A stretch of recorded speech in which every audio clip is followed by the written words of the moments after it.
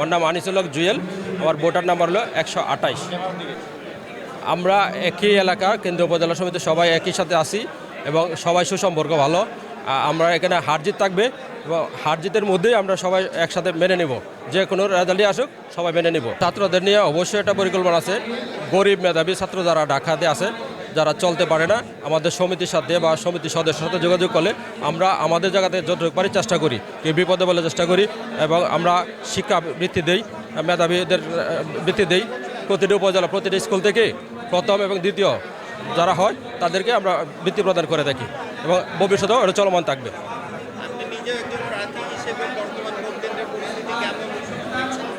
আলহামদুলিল্লাহ, আমি একজন নির্বাচন প্রার্থী এবং সুন্দর পরিবেশ, সবাই উৎসবমুখর পরিবেশে ভোট দিচ্ছে এবং সুন্দর পরিবেশে ভোট শেষ হবে আশা করি, কোনো ঝামেলা হবে না।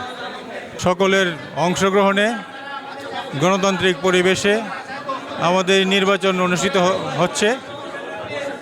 আশা করি শেষ পর্যন্ত এই ভোটাধিকার অব্যাহত থাকবে এবং গণতন্ত্র এবং বৈধ পন্থায় ভোটাধিকার প্রয়োগের মাধ্যমে উপযুক্ত যোগ্য নেতৃত্ব এই সমিতিতে আসবে।